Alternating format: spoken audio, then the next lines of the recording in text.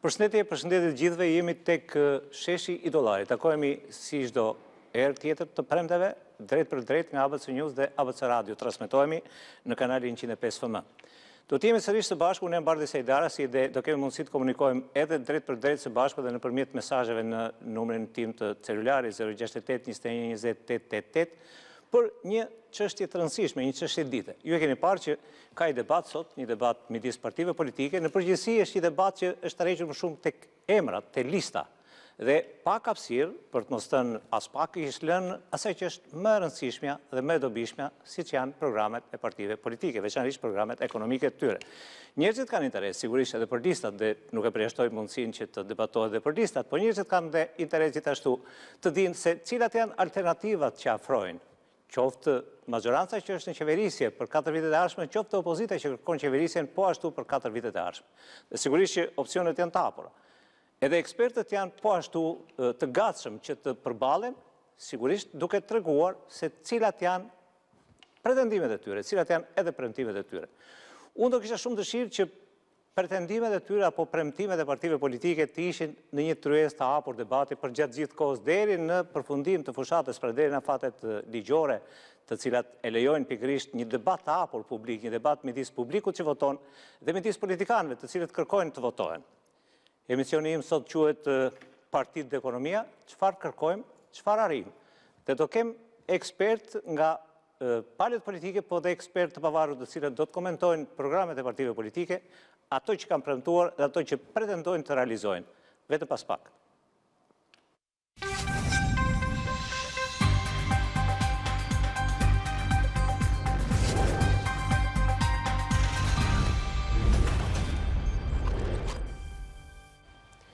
Kthehemi në studio drejt për drejt, kam kënaqësinë që të kem të ftuar zotin Etien Xhafaj, deputet në sesionin që sapo mbyll, përfaqësuesi i Partisë Socialiste. Faleminderit zot Xhafaj që jeni. Faleminderit juve për ftesën. Kam gjithashtu Akil Krajin, një mikun tim të vjetër që është kandidat për deputet, përfaqësuesi i Partisë Demokratike dhe një ekspert ekonomist. Faleminderit për ftesën në studio. Po gjithashtu dy miq të emisionit, të cilët do të kontribuojnë me njohuritë e tyre, po dhe me analizën që të bëjnë për çështje të caktuara që lidhen pikërisht me programet politike, dhe janë Eduard Xhakutaj, ekspert fiskal, përfaqësuesi i Altax, një nga agjencitë sot që monitoron dhe studion pikërisht linjat politike të zhvillimit të partive politike për sa i përket ekonomisë dhe realizimin e tyre, si dhe Ergis Sefën, ekspert ekonomist, mik i emisionit, një menaxher investime dhe përfaqësues i agjencisë së tip për Ballkanin. Faleminderit dhe mirë se keni ardhur ju për këtë emision. Faleminderit Edi, faleminderit Ergis. Do ta nis me opozitën, për shkakun e thjeshtë sepse opozita sigurisht që synon të rikthehet në pushtet, synon që të përfitojë vota duke afruar alternativat e saj, dhe tani po flas vetëm për alternativa ekonomike, pra duke afruar ato pretendime për të cilat edhe qytetarët shqiptar kanë interes, ato premtime për të cilat do të votohet në 11 maj. Akil Kraja, në një mënyrë të përmbledhur, çfarë synon të arrijë Partia Demokratike në planin ekonomik, pra në atë ofertën ekonomike që afron qytetarët shqiptar? Çirim të ekonomisë. Dhe kur themi çirim të ekonomisë, e kemi fjalën si për buxhetin familjar, nuk do të ketë asnjë pension nën 200 euro, si për zonat rurale ato urbane, paga minimale nuk do të jetë nën 500 euro, mesatare do të jetë tek 1200 euro. Ndërkohë për biznesin, takse shesht 10%, për sipërmarrësit që vinë nga diaspora për 5 vite për jashtim nga taksat, apo dhe elementë të tjerë, siç mund të jetë ulje në nivelin e 2% takses shitjes pronës nga 15% që është aktualisht. Sepse në ekran bashkë me ju janë dhe premtimet e njohura të partisë. Pra, objektivi është fare qartë, të çojmë ekonominë si për konsumatorët, ku do të fusim dhe njërisi, karta konsumatorit, në mënyrë që të ketë dhe një rimbursim, një fuqizim të fuqisë blerëse të familjeve, por dhe për sipërmarrjet, për shembull ulja e çmimit të energjisë për bizneset, në mënyrë që dhe energjia të mos jemi siç është aktualisht, por të jetë diçka që e ndihmon biznesin në terma të kostove të përditshmes. Pa folur gjithashtu për elementin tjetër që është po kaq i rëndësishëm, termat e subvencionimeve. Sot për sot ju e dini, Shqipëria në veçantin sektorin e bujqësisë vuan nga një bllokim të fondeve të subvencionuara nga Bashkimi Evropian, ato janë të bllokuara për arsye të abuzimeve të shkuara në SBR-n. Ne kërkojmë që këto fonde jo vetëm të çlirohen, por të dyfishohen me qëllim që ne të arrijmë pse jo 1 miliard euro eksporte në sektorin e bujqësisë. Gjithashtu në këtë drejtim do të rishikojmë kontratat koncesionare PPP-t në mënyrë që abuzimet e shkuara të rishikohen, pse o të ketë dhe masa aty ku ka realisht shkeljet ligjit, në mënyrë që buxheti shqip të rimbursohet në një mënyrë më efikase. Pra, mund të them, jo pa frikë, është një ndërhyrje 360 gradë, e cila kërkon realisht të revolucionizoj ekonominë e vendit në mënyrë që të orientohet drejt një ekonomie prodhimi, drejt një ekonomie që promovon Made in Albanian. Në këtë drejtim për eksportuesit për shembull, ne parashikojmë krijimin e një, le ta quajmë, organ i cili do të kompensoj, do të kompensoj diferencën e çmimit të eksportit për sa i përket Narko-Eros, ju e dini, eura tani më ka rënë në terma të tmerrshëm për sa i përket eksportuesit shqiptar, pra ne do të fuqizojmë dhe në këtë drejtim, do të mbështesim për eksportuesit në mënyrë që të kompensohet kjo humbje e cila është jo natyrale, jo treg. Pra janë të shumta ndërhyrjet tona dhe ne kemi folur për një bankë zhvillimore e cila ju e dini u votua së fundmi në parlament. Fatkeqësisht modeli që u votua i Partisë Socialiste nuk është një model i cili ishte ajo që ne kërkojmë dhe që do të propozojmë, pra do të ketë një rishikim në këtë drejtim, duke bërë atë më compliant me bankën qendrore. Ky model aktualisht nuk është legjitim përsa i përket licencimit, a nuk licencohet nga Banka e Shqipërisë, do të bëjmë një model që të më orientuar drejt sektorit privat, në mënyrë që po të kemi një thithje më të fuqishme të fondeve strukturale për Shqipërinë. Fonde strukturale që ta mbyll, mos të zgjatem, e kemi fjalën për ato investime të cilat ju e dini në 12 vitet e shkuara kanë munguar, investimet madhore në hekurudha, investimet madhore në autostrada.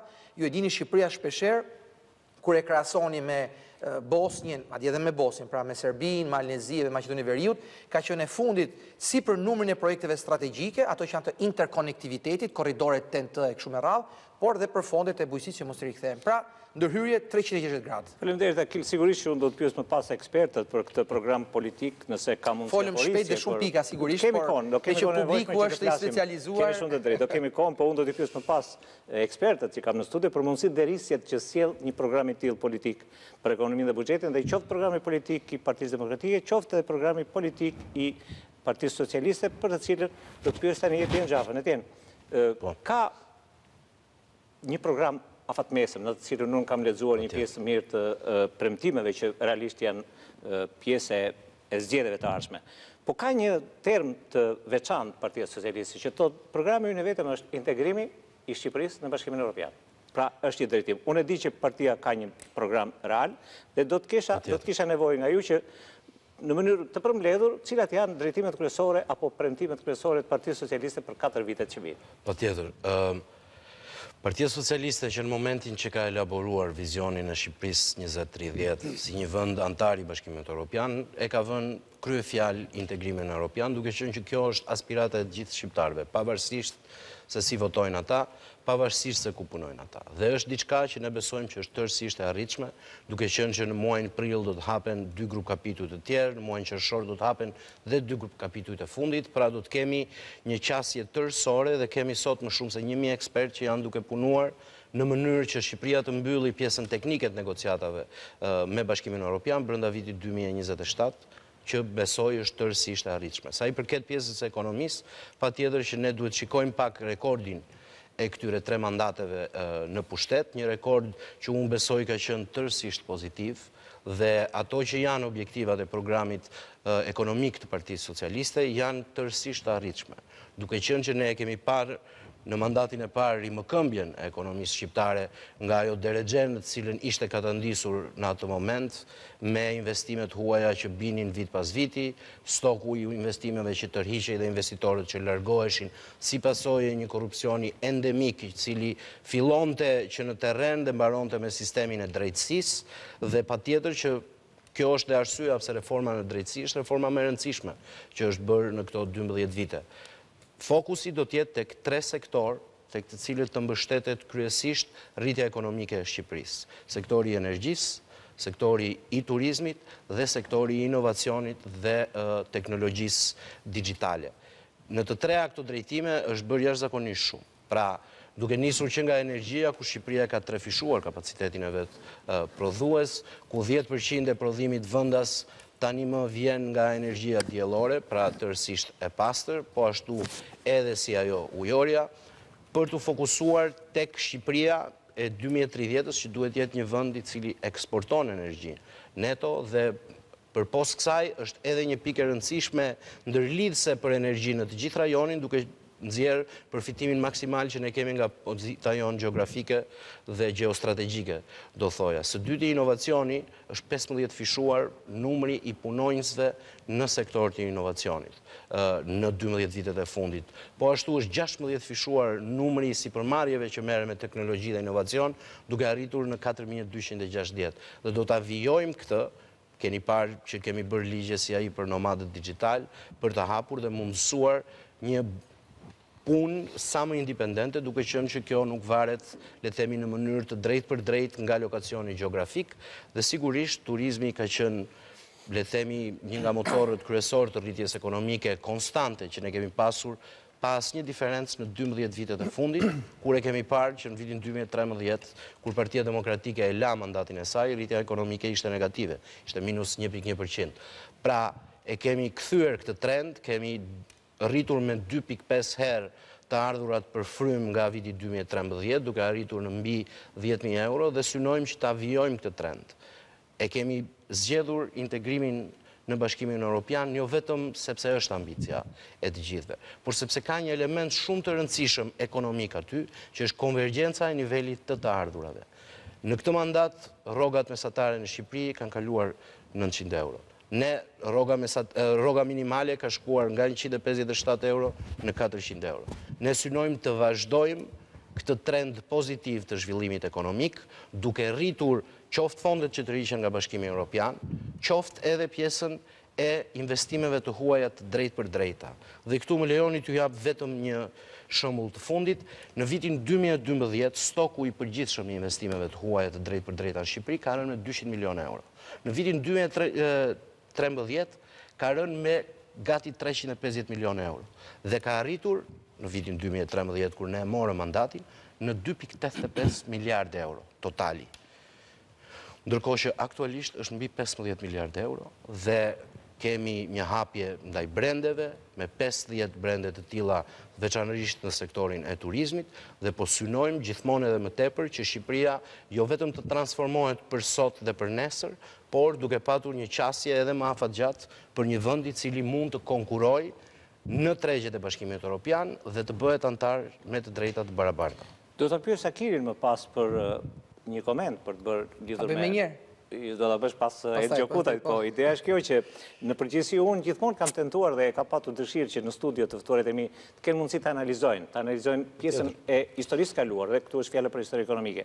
Edi Gjokutaj dhe studioja e tij ligjore edhe fiskale Altax bën her pas here pikërisht këtë vështron dhe konkludon lidhur me politikat që janë ndërmarrë dhe se si janë realizuar ato. Kam parë punimet jashtëzakonshme që më kanë ndihmuar dhe në punën time në profesionin si gazetar, po me që kam Edin në studio, këtë do ta pyes. Ed, si i vlerëson të paktën deri më sot programet e partive politike dhe realizimin e tyre, se më intereson më shumë ajo që është realizuar apo jo. Po.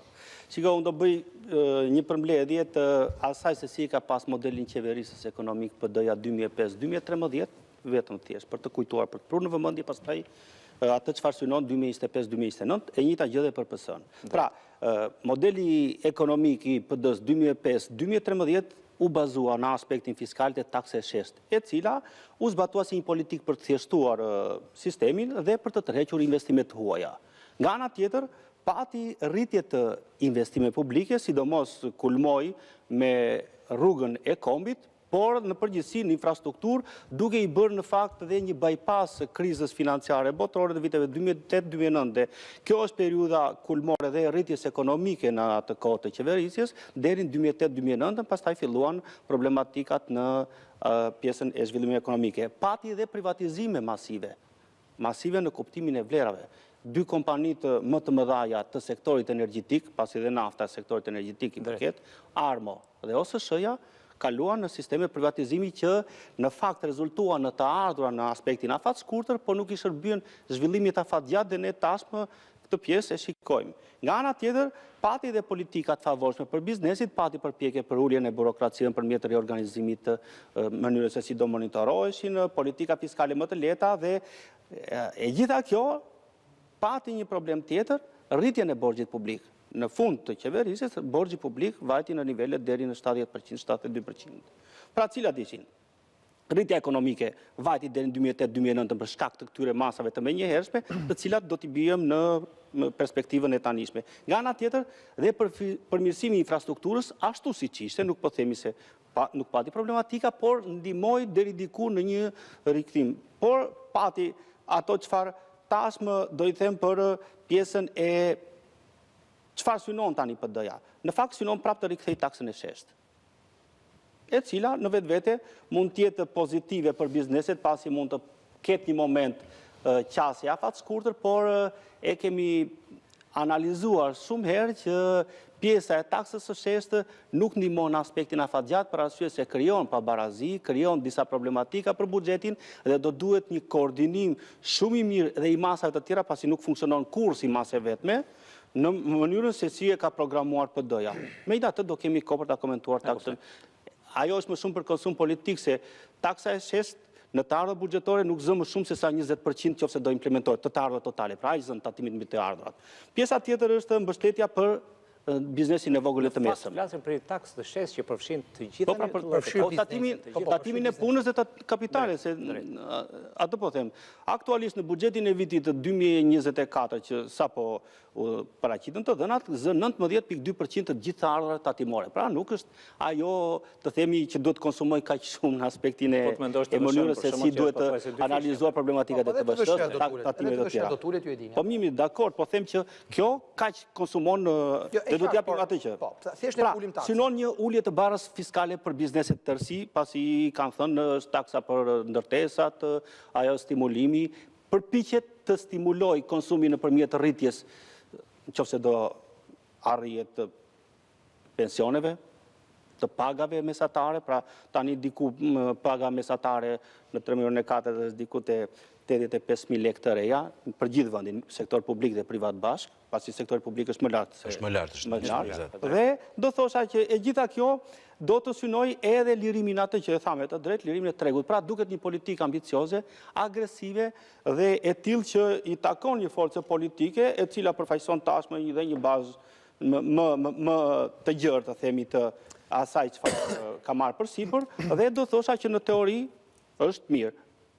PS-ja tashmë nuk është se vjen vetëm me shtyllën e integrimit, pasi PD-ja ka 5 shtyllat e saj ekonomike, vjen me vazhdimsinë e politikës. Së pari ka në fokus digitalizimin, i cili vetvete i mëson pjesës së investimeve në infrastrukturën e logjistikës, në mënyrë që të bjerë atë lloj zhvillimi dhe atë lloj konkurrueshmërie e cila i ka munguar, pavarësisht se ndërmarr ato që tha Etieni me të drejtësi, nisma ligjore, por zhvillimet në treg ne i kemi matur dhe i shikojmë. Pjesa tjetër ka të bëjë me atë se sa do të ndikoj e gjithë kjo infrastrukturë e investuar në 12 vite, tashmë të rikthehet në ekonominë në mënyrë potenciale të fuqishme, pasi deri më sot ende nuk është arritur ajo që bën magji infrastruktura e mirë organizuar, të ndërlidhet, të bashkoj tregjet me konsumatorin, të bashkoj individet me destinacione dhe në përgjithësi të lehtësoj dhe ato ambicie. Pra, pritet në qoftë se do të zhvillohen, pra të gjitha këto janë pritshmëri, nuk është se do të ndodhin.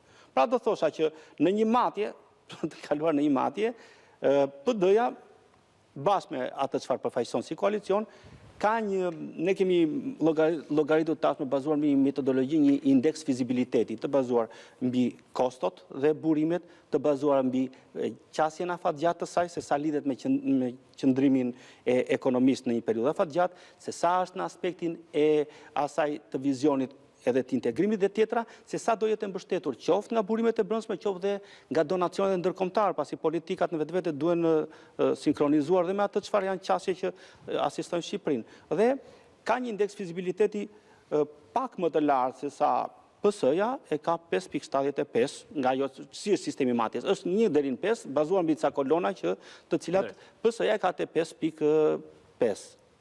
Pse se? Të dy programet duhet të them që nuk është se kanë inovacion, do me thënë të jenë të tilla që të bien risi, bien vetveten të shfaqur në një progresion më të rinovuar. Ndërkohë, neve pasi kemi analizuar dhe të paktën 2 deri në 3 forca që kanë shfaqur programet e tyre, forcat politike të reja, është koalicioni Nisma Shqipëria Bëj, është Lëvizja Bashk, Partia Mundësia nuk ka të disponueshëm për momentin, ndoshta të ta nxjerrin programin. Ato kanë një qasje të tillë. Për shembull, Lëvizja Bashkë parafron shumë në programin e saj fiskal me atë çfarë ka Partia Socialiste, i mëson progresivitetit, i mëson pjesës një qasje shumë sociale, pra është më agresive në pjesën sociale, por natyrisht që ka dhe ato politikat ekonomike shumë të avancuara se sa që mund t'i këtë PS-ja vetë. Pra, është shumë i strukturuar. Po, jo, unë po them atë çfarë është si program, nuk përfaqësoj asnjë këtu pa diskutim. Jo, po ndërkohë koalicioni tjetër më shumë anon nga pjesa e djathtë. Koalicioni Nisma Shqipëria bëhet është për taksën e sheshtë, është për pjesën e edhe ai do një barazi, pra i mëson dhe ai pjesës barazis, por më së shumti e kap te ajo siç e ka dhe PD-ja si nismë te çlirimi ekonomik nga të gjitha ato çfarë konsiderohen si pengesa. Pra, janë në një farë mënyrë të ravizuara në këtë lloj formati. Sepse kam parasysh pesën elektorale që ka një parti apo një tjetër, sepse këto programe, si thoni ju, mund të realizohen dhe zbatohen në momentin që ke elektoratin dhe votohesh. Se mund të kesh programe të mira, po jo, unë them, programet e tyre, pasi këto e kanë publikuar programet, e gjejnë vetveten pikërisht të pozicionuar në këto lloj qasjesh në aspektin ekonomik. Pra, thënë ndryshe, këto marrin një pikabarazh më të lartë se dy partitë tradicionale, pra se duopoli PS-PD, për arsye edhe të risisë që bien ato çfarë thon, kanë qasje konkrete, Lëvizja e Bashkë ka të qasje ekonomike më konkrete, natyrisht që bazohet mbi ato, duhet të themi një gjë që ajo çfarë ka bërë PS-ja në to 12 vite, ajo çfarë ka bërë PD-ja në 8 vite më përpara, natyrisht që i ndihmojnë këto, pra nuk veprojnë mbi terren boshte, duhet të themi që të gjitha partitë janë përpjekur, por unë do thosha që tashmë qasja ekonomike duket se në dy partitë janë mësuar në atë modelin e vjetër dhe nuk duan të ndryshojnë, të bëjnë ndryshime radikale. Thjesht duan të thellojnë ato nisma, të mësojnë infrastrukturës, të mësojnë zhvillimit dhe në kuadrin e matjes ato çfarë kanë paraqitur si programe janë të realizueshme, por për sa i përket programit PD-s do duhet të bëhet një transformim shumë i madh i burimeve administrative dhe kapaciteteve, gjë që është një risk shumë i madh, pjesës burimeve buxhetore të cilat në 100 ditë ne i gjykojmë se janë të parealizueshme disa nga ato objektiva, pasi duan për te asaj që lidhe me domethënë pa çekuilibruar buxhetin, se pastaj nëse flasim për çekuilibër buxhetit, është një temë tjetër. Për këtë do ta pyes edhe Ergisin para se të jap fjalën edhe Akilit, do ta pyes pikërisht për këtë që a janë mundësi apo rrisje programet e partive politike, të dy partive të mëdha politike, përsa i përket ekonomisë dhe buxhetit të Shqipërisë, se mund të thuash premtime sa duash, mund të thuash që unë do ta bëj rrogën kaq edhe aq, po cilat janë kapacitetet, cilat janë mundësitë dhe çfarë i sjell ekonomisë një program i tillë i cili nuk bazohet në terrenin konkret, në ekonominë konkrete shqiptare? Do mundohem ta them terma sa më popullor që të na kuptojnë dhe shikuesit deri diku, pa hequr asnjë presë analizës që u bën nga tre parafolësit. Çfarë shikojnë përbashkëta te këto dy programe të dy partive të mëdha që japin një impakt direkt në buxhetin e shtetit. Të dyja kanë një fokus dhe shqyrën këtë pikë që biznesi duhet të jetë motori i ekonomisë për zhvillimin e vendit. Forma se si ato duan ta promovojnë biznesin ndryshon nga njëra tjetra, por bien dakord në këtë drejtim biznesi, sidomos biznesi i vogël dhe i mesëm. Të dyja kanë një fokus tek grupet më vulnerabël shoqërisë, po kap një shembull pensionistët, të dyja kanë shumë në fokus pensionistët, një grup goxha vulnerabël dhe personat me aftësi të kufizuara apo personat në ndihmë ekonomike, prandaj të dyja flasin për minimum jetik. Të dyja flasin për një inovacionin si një themel i mënyrës së mirë qeverisjes. Gjë që gjithashtu shumë e mirë. Nga KPS-ja shohim digitalizimin, tek PD si një armë shumë e fortë të drejtim, tek PD-ja shohim pjesën e reformimit administratës vogël dhe reformimit heqjes pjesës burokratike. Që në themel prapë dhe kjo është në ndihmë të qytetarit që do ketë më pak burokraci. Të treja këto shtylla kanë një impakt të drejtë për drejtë në xhepin e qytetarëve, që do të thotë në buxhetin e shtetit. Nga një anë, po të shikojmë premtimet, do shikojmë që kemi një rritje të shpenzimeve që do bëjë buxheti i shtetit. Nëse doni mund të marrim edhe një me një të shikojmë, por që rritjen e shpenzimeve të cilat janë të ndjeshme. Nga ana tjetër, kemi një politikë fiskale favorizuese ndaj biznesit dhe të kurse deri diku, që do të thotë niveli të ardhurave ose do të qëndrojë stabil, ose edhe mundet në varësi të programit, që rasti PD-s për shembull, mund të kurrës. Tani, nëse nga njëra anë rrit, sepse jemi me nivelin më të ulët në rajon. Eksakt, nëse nga njëra anë ti rrit shpenzimet, nëse nga njëra anë rrit shpenzimet. Po. Nga ana tjetër të kurrë të ardhurat, ka vetëm një mënyrë të rritesh borxhin. Se si mund ta përballosh këtë gjë, do marrësh borxh. Po, kur e merr borxhin, nuk është asnjëherë lajm i mirë, momentin që merr borxh. Nëse do të shikojmë efektin që mund t'japi tek qytetarët per se, unë do thoja që fakti që të dyja partitë mëdha kanë një fokus kaq të madh për të ndihmuar konsumatorin, tregon dy gjëra. E para që ka një nevojë të madhe. Ka një nevojë të madhe sepse përndryshe nuk do ishte fokus dhe nuk do kishim dakordsi të dy grupeve të mëdha politike për këtë gjë. Ky është fakt që nuk mund ky është një baseline, një dysheme që duhet të jemi dakord. Ka një nevojë të madhe në grupet sektorore të shoqërisë. Dhe po flasim edhe për gjëra që kanë të bëjnë me minimumin etik, pra kanë të bëjnë me shportën bazë konsumit. Jemi në këtë nivel në Shqipëri. E dyta, fakti që po kemi një adresim shumë të madh të dakordsi nga dyja palët për biznesin e vogël dhe të mesët, do të thotë që edhe biznesi i vogël dhe i mesëm për 101 arsye në Shqipëri nuk po arrin të shpërthej apo të japi atë inovacionin që është nisur që prej vitesh përpara, edhe nga kjo qeveri që është aktualisht në pushtet, po mos gaboj edhe me qeverinë Berisha më përpara, për t'i dhënë një shtys, pra fjalën për ndihmë ndaj biznesit të vogël e kemi dëgjuar u bë gati rreth 2 dekada. E megjithatë, pra vazhdojmë flasim për këtë. Mendoj se themeli i kësaj çështje, dhe nuk e shoh akoma ke programet të dy partive të mëdha, mos gaboj PS-ja akoma nuk e ka deklaruar plot sot ka që nuk e kam ndjes. Ka një nevojë edhe nga ana e biznesit për par ku çalon vërtet, pse biznesi i vogël dhe i mesëm nuk po arrin të shpërthejë, sidomos në aspektin inovativ, ndërkohë që ne shohim të gjithë vendet e rajonit që kemi një farritje. Po e mbyll vetëm me një indikator me raportin e Bankës Botërore të vjetshëm, i cili mat ndër të tjera dhe produktivitetin e ekonomive të rajonit. Shqipëria është vendi me rritjen më të ulët të produktivitetit në punë. Lidhet me parat që ta dinë, sepse shumica nuk e dinë. Produktiviteti ka të bëjë është rreth 2.5%. Që është më i ulti në rajon. Mos ta krahasojmë pastaj me Europën që është akoma më lart. Pra ne kemi një problem me produktivitetin dhe produktiviteti është themeli, është ai zemra e motorit të një ekonomie të një vendi.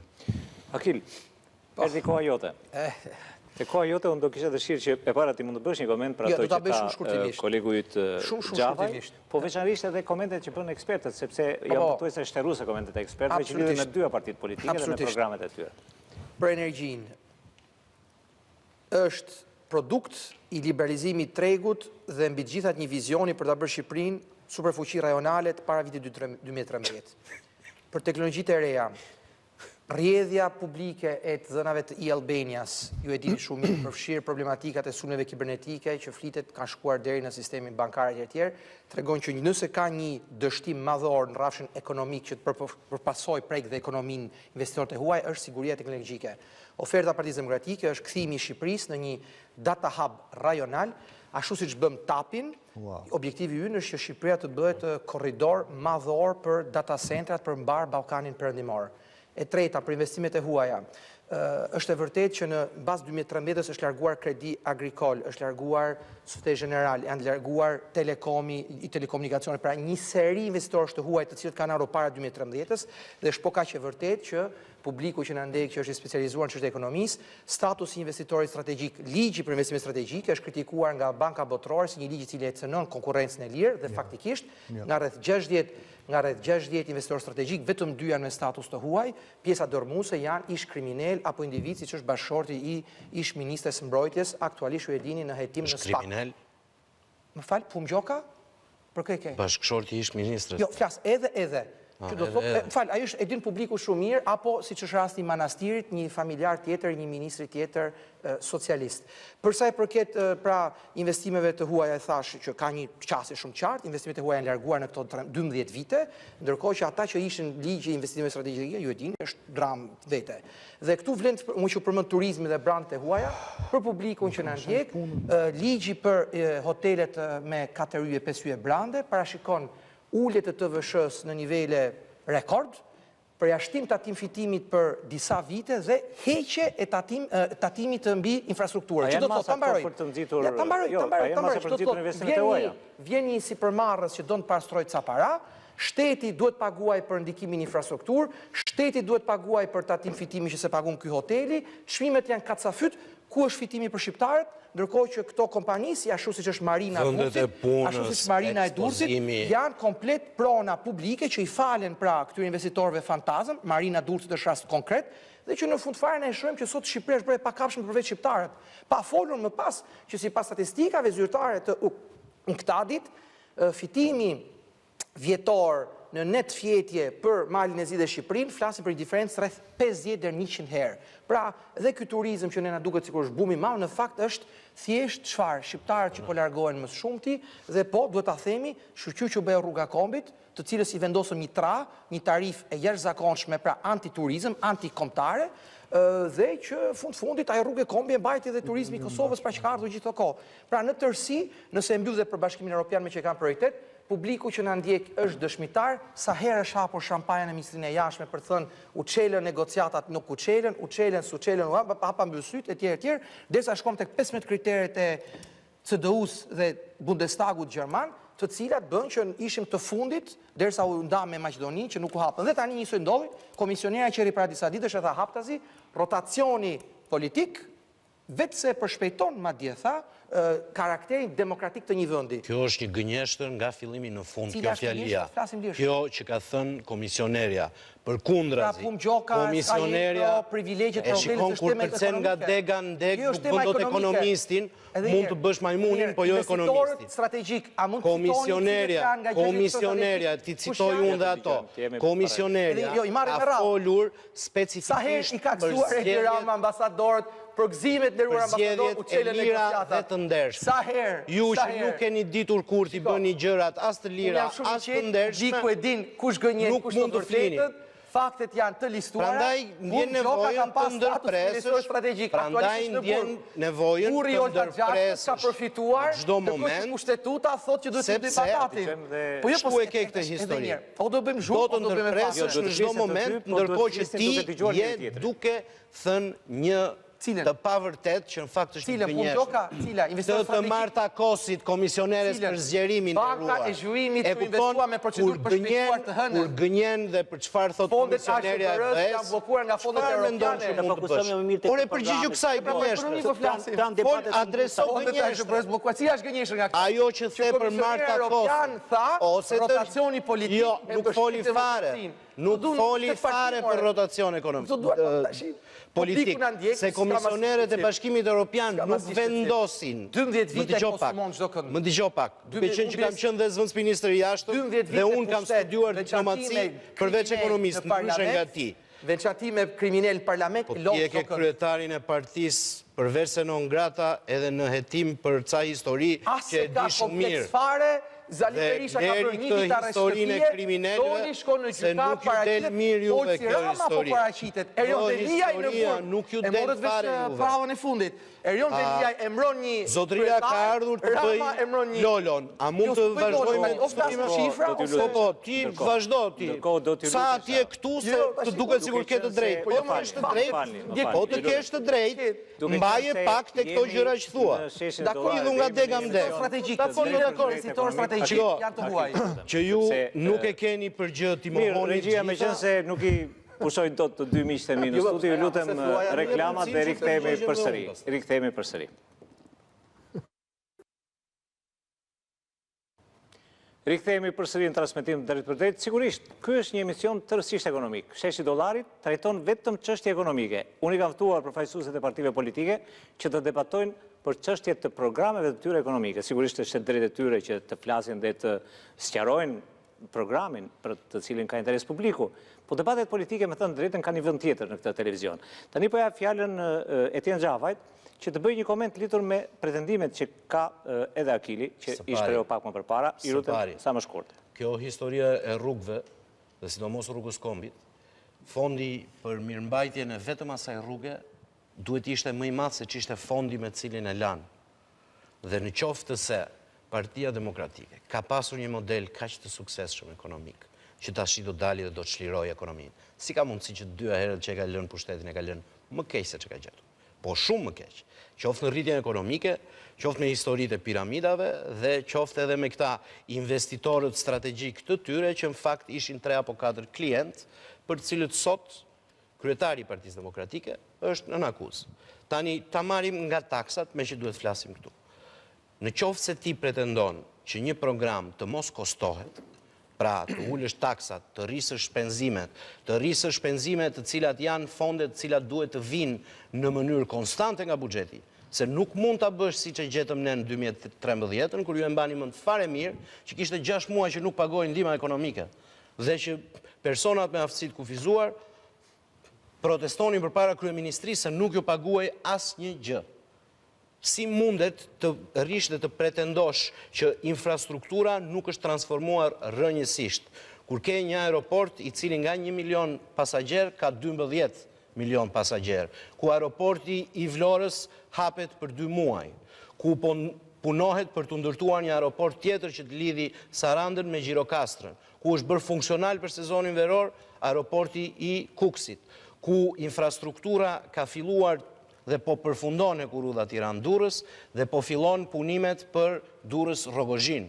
Dhe sigurisht është duke u bërë projekti fizibilitetit për Vor-Hanihotit.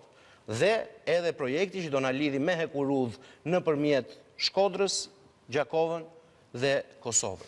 Dhe e gjithë historia që këta do bëjnë korridore pan-europiane, këto nuk varen nga ne nderuar, këto varen nga Bashkimi Evropian. TEN-T-ja ka qenë një projekt që për cilin është lobuar 8 vite me radhë në Bruksel.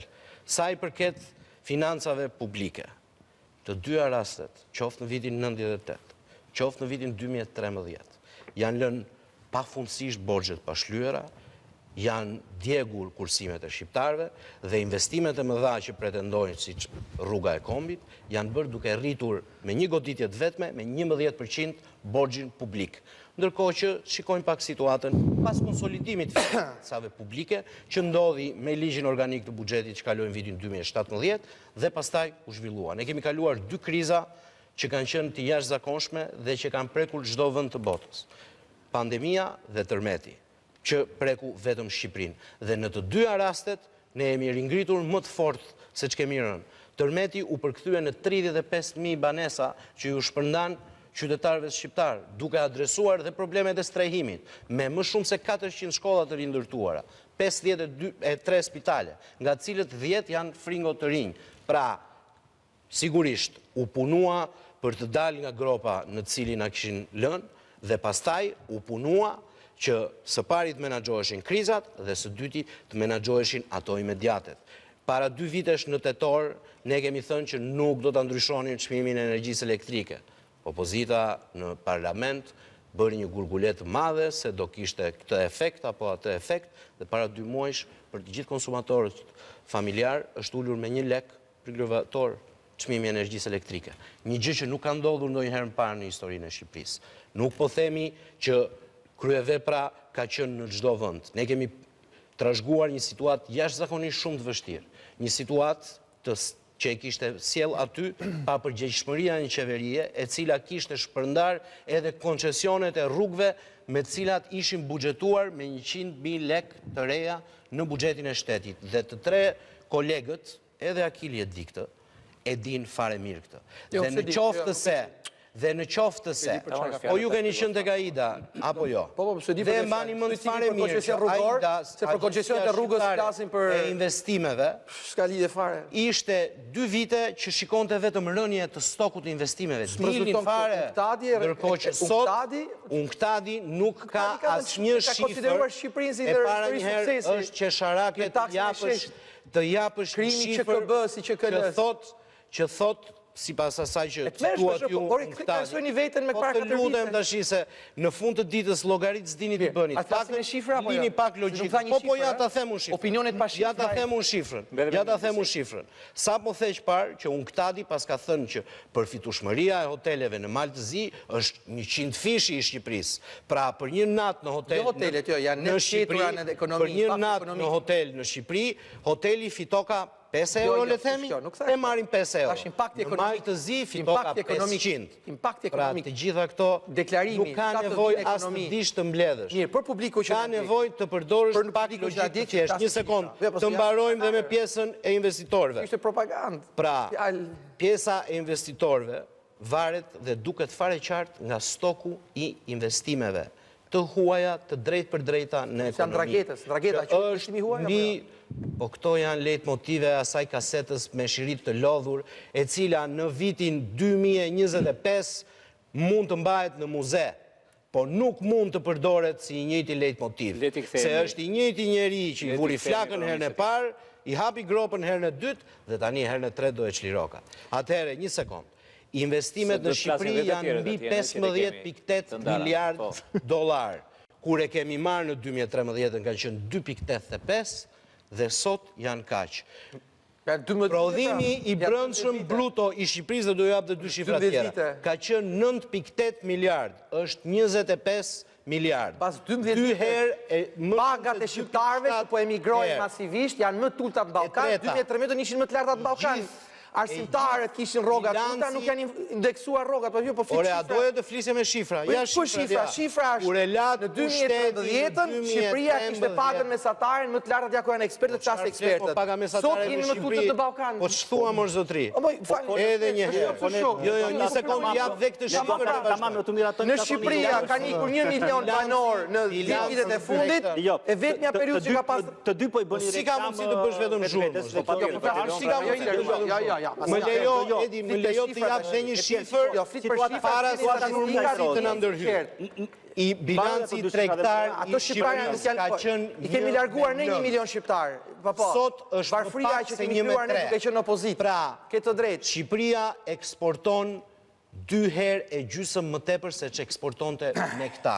Kjo është lirimi I potencialit ekonomik dhe tregohet nga rritja ekonomike dhe nga përbërësit e saj. Edhe kur të flasësh ti, të dy nuk do përfaqësues do flasin, sepse me thënë të drejtën, ato çfarë janë të bazuara mbi kjo është bërë një klim, midis partive politike dhe gjithmonë. Jo I keni njerëz gazetarë, unë ndërpres vetëm kur gënjehet. Po jo më nxini shifrat ku gënjehet për të vetëm për strategjik. Jo më mos përdorni ajo temë që kemi pasur që në fillim të emisionit. Pra pagat më të ulta në Ballkan si ekspert, a mund ta konfirmoni këtë të treju lutem pritse, edhe ne mund bëjmë pyetje. A mund të bëjmë një pyetje? Zoti Kraja, me që ke punuar të agjensia e zhvillimit të investimeve. A kemi pagat më të ulta? Të bëjë një pyetje me ekonomi e shkusha dollarit. Ja pranë vetëm këtë treguesi, nuk është. Apo themi pak këtë faktor. Po është ndër më të ulta. Është me ulta, ndër më të ulta. Kosova po. Jo, të bëjë një pyetje. Ajo Shqipëria 1 euro, sa investitor strategjik solli në Shqipëri? Sa investitor të po folëm të gjithë bashkë nuk të flasim për programin. Po fjalë. PD-ja, si që tham, ka 5 shtylla ekonomike të cilat tashmë I ka spalosur, edhe pse unë dhe kolegë të mi kemi rezerva për mënyrën se si do realizojnë këto, pasi një program serioz ekonomik do dhe fizibilitetin, atë që unë po I mësoj gjatë kësaj bisede dhe në vazhdimsi, për të kuptuar shqiptarët se nga do dalës në këto llogaritje se vërtet është aritmetike pastër, nëse do ulësh taksat të ardhurat bien, por logjika e PD-s thotë që unë do ul taksat për të zgjeruar bazën tatimore, për të korrigjuar atë e këtë dhe do I rris në mënyrë tjetër. Gjë që është shumë e vështirë për arsyeën e kapaciteteve dhe ne këtu e kemi rezervën. Por do thosha te pjesa e asaj se çfarë kanë interes shqiptarët arsimi. Arsimin ne kemi analizuar në ato 4 komponentët që thamë që një është kostoja dhe burimet, 2 është pjesa e vështirësisë së zbatimit në terren, tjetra është pjesa e përputhshmërisë me prioritetet afatgjata dhe ajo që thamë që sa përkon me ato. Dhe nga ato çfarë shikojmë për arsimin, për të mos I hyrë detajeve, Partia Socialiste me atë çfarë ka në programin e saj në zbatim, për arsye se ka një program qeverisës I cili un kam shumë për të thënë, por nuk është ky vendi, e ka të mundur të realizojnë përmjet digitalizimit në arsim me burimet e buxhetit. Por kuptohet çfarë ka qenë defekti dhe problemi më I madh në 3 mandate, vonesa dhe zvarritjet, qoftë në infrastrukturë, pra të mos harrojmë që asnjë program infrastrukturor nuk është mbyllur në afatin e përcaktuar. Qoftë për planet e zhvillimit të bashkive, qoftë urbanizimi, e të tjera. Pra, çdo thotë kjo do thotë detyrimisht kosto më shumë, për arsye se një zgjatje programit kërkon disa shpenzime shtesë, dhe nga ana tjetër mos kthim në ekonomi, mos aktivizim në ekonomi. Dhe ky është një problem që nuk ka arritur ende ta menaxhoj. Po çfarë ka bërë ndryshe nga PD-ja PS-ja në 12 vite? Që në fakt, po ti masim për hir të vërtetës 8/8, nuk është se PS-ja zhvillimet më të mëdha infrastrukturore të mbaruara I kanë mandatin e tretë, se mandati I dytë që u mbyll në 2021 ishin ende në proces një pjesë e madhe atyre. Mi pra mirë, po ti masim 8/8 vite, jo për të qenë të ndershëm në aspektin kohor, pavarësisht pastaj se si është pjesë e borxhit. Rindërtimi ishte... Dhe s'dua të them me këtë, në momentin që tashmë jemi pas 12 vitesh, pjesa e arsimit ka problematika të thella në aspektin cilësor të tij. Është arritur shumë të ecet në disa aspekte saciore, pra në pjesën e arsimit parashkollor, në pjesën e arsimit shkollor që lidhet me bashkitë kjo parashkollori, në pjesën e universiteteve që kanë tendencë kanë në program binjakëzim dhe integrim. Po në Ollësi do kemi nevojë për shumë kohë, por nuk kemi shumë kohë. Do thosha që nuk e ka arritur. Pra, ndërkohë edhe PD-ja me atë çfarë thot, për sa i përket atyre mative, natyrisht e ka më agresiv, e ka deri diku më pak të realizueshëm se sa PS-ja, programi për arsimin dhe edukimin përgjithësi, por edhe kjo mundet të realizohet nëse do e kemi me atë lloj serioziteti që thuhet në ato pika. Ndërkohë, për sa i përket shëndetësisë, do të thosha që të gjithë sektorë, se po fillova me sektorë të mbaroj. Vetëm 2-3 më të ndjeshëm. Jo, 2-3 më të ndjeshëm. Do të thosha 2-3 më të ndjeshëm. Janë shumë, prandaj më mirë të mbetemi tek parimet e përgjithshme. Po mirë, atë dakord. Atë do dalë te investimet e huaja. Investimet e huaja, i dashurit janë 33% e investimeve të huaja vijnë nga zona offshore.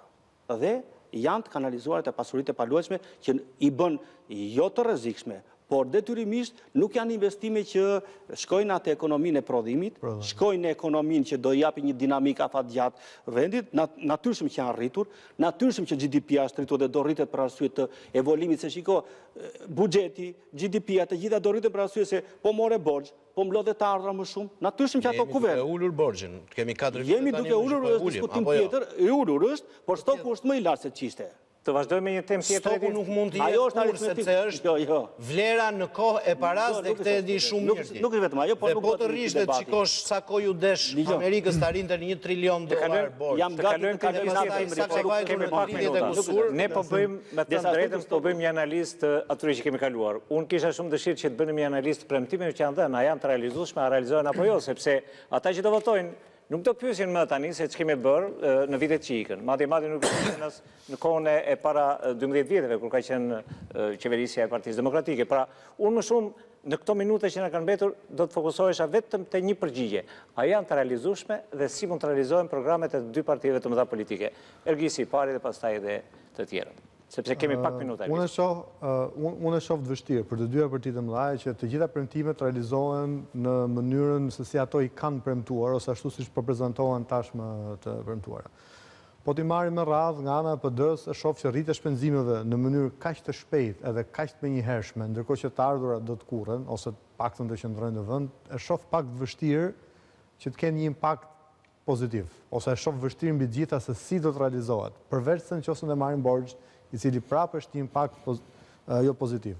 Megjithatë, nga ana tjetër, nëse do të kemi një ndarje më graduale për gjatë një mandati, ose një program politik mund paraqitet edhe për 2 mandate, pavarësisht se ti votohesh për një mandat, po mundet të jenë të arritshme. Unë e shoh plotësisht të arritshme, po për 100 ditë apo brenda vitit parë, unë e shoh me vështirësi shumë mëdha, pra do kemi një ndryshim strukturor shumë të madh. Nga ana e qeverisë aktuale, nëse do të shikojmë të gjitha problematikat, sidomos në pjesën e digitalizimit, të gjitha problematikat infrastrukturore dhe me gjitha ato që lidhet me sigurinë kibernetike, nëse do të kemi një shpejtim akoma dhe më të madh digitalizimit, mund krijohet dhe një hendek akoma dhe më i madh për sa i përket sigurisë kibernetike. Ne dimë që na ka ndodhur për shkak të ecjes shumë shpejt në infrastrukturën digjitale, por nga ana tjetër jo aq shpejt për çështën e sigurisë. Kjo jo përfajton, por ama ato nga jashtë, apo qoftë nga brenda, përfitojnë nga këto drejtare dhe besliqe. Sefa, do më lejosh që të bëj një pyetje të dy përfaqësuesve të partive politike, po një pyetje diverse. Ta mbaroj edhe një gjë për biznesin. Do ma thuash shpejt sepse s'kam kohë. Edhe një gjë për investimet e biznesin. Çelësi janë investimet e huaja në biznese prodhuese. Okej. Dhe të dy e kanë fokus dhe për mua ky është lajmi më i mirë që mund të ketë. Pyetje për Akil Krajen. Cilën pjesë të programit nuk realizon dot PS-ja nga ato që ka deklaruar? Pra nuk arrin dot ta realizojë. Një premtim. Konkurrencën e lirë. Një ekonomi madhështore është një ekonomi që konkurrenca mes bizneseve kësje vlerështuar. Dhe në një ekonomi ku investitor strategjik jepen familjarëve, deputetëve, ose kriminelve, ose për arsye korruptive si që dolën drejtorët PSD, kjo ekonomi vetëm zvoglohet. Ne kërkojmë të kundërtën, një ekonomi që zmadhohet, madhështore, që fuqizohet, e cila shikon tregjet europiane pa komplekse, pa frika, pa abuzime, pa korrupsion. Ndërkohë në 12 vite Partia Socialiste ka bërë gjithçka përpos kësajt. Drejtorët bëheshin biznesmen dhe biznesmenët bëheshin politikan. Politikan për çfarë? Për të pastruar evazionin fiskal, për të pastruar paratë e krimit e kështu me radhë. Unë besoj që nëse ka një gjë madhore që do ta ndihmojë Shqipërinë të çlirohet është konkurrenca lirë. Një treg i lirë sjell vlerë të shtuar, vlera e shtuar pasuron shqiptarët dhe ky pasurim na bën më të fortë. Po kaq minuta për Etienne Gjafën. Çfarë nuk realizon dot Partia Demokratike me programin e saj? Unë nuk besoj që realizon dot cilën do nga premtime. Duke qenë që premtimi primar është do revolucionarizojnë të gjithë administratën publike, nuk do kenë njerëzit me cilët të merren dhe këtë e kanë treguar edhe në vitin 2005, kur ai ndryshim pati kosto shumë të mëdha mbi administratën dhe mbi kapacitetin e administratës për të punuar. Dhe në fund të ditës harrojnë një gjë, që sot biznesi i vogël, që në fakt është një nga motorët e rishpërndarjes së pasurisë në çdo ekonomi. Dhe sot më shumë se 100.000 bizneset vogla nuk paguajnë taksa. Sepse ju është hequr ajo dhe do të mbahet deri në vitin 2029 për të liruar kapacitetin zhvillimor të tyre. Dhe është bërë dhe me thjesht, dhe sigurisht do të vijoj të thjeshtohet, që t'ju mundësoj atyre edhe rritjen. Dhe biznesi i vogël është mënyra se si rishpërndahen para. Dhe prandaj taksimi progresiv nga njëra anë, i cili taton më shumë, atë që fiton më shumë. Dhe taksa zero mbi fitimin e biznesit të vogël janë dy funksione, dy mekanizma cilat kanë funksionuar dhe kanë sjell rritje pozitive nga viti në vit. Temat të nxehta, temat të cilat kanë nevojë sigurisht për më shumë debat, për më shumë kohë televizive, temat të cilat kanë interes të madh publik, sepse shoh nga mënyra se si më kanë shkruar ata që na kanë ndjekur, po gjithsesi tema që mua më bëjnë të mendoj që duhet sa më shpesh të kemi përfaqësuesit e partive politike në këtë tavolinë të debatit. Madje djem të tillë të shkolluar jashtë dhe me background të lavdërueshëm si Etieni apo si Akili, apo qoftë edhe ekspertët që kisha në studio, i bëjnë nder mënyrës se si mbrojnë sigurisht të drejtat apo programet e tyre. Ajo që është më e rëndësishme është që ka një arbitër dhe ky arbitër është në 11 maj. Ai do ta ndaj edhe këtë debat që ne bëjmë sot në këtë studio për partitë dhe ekonominë, çfarë kërkojmë dhe çfarë arrim të realizojmë. Unë falenderoj Etienne Gjafën, përfaqësuesi i Partisë Socialiste, Akil Krajin, kandidat për deputet përfaqësuesi i Partisë Demokratike, të dy ekspertët që janë miqtë e mi në studio, Eduard Gjokuten dhe Ergis Sefën, dhe me lejoni që të dy deputetëve që janë konkurim të uroj sukses dhe të kenë mundësi sa më shumë ti elaborojnë, ti shprejnë opinionet që kanë apo programet që kanë për partitë. Do ta riftosh prapë besoj. Së bashku me siguri do kemi prapë në këtë emision. Së bashku ndajemi këtu dhe të takojmë të premten tjetër. Nga unë Bardhi Sajdara, se natë të mirë dhe mirupafshim.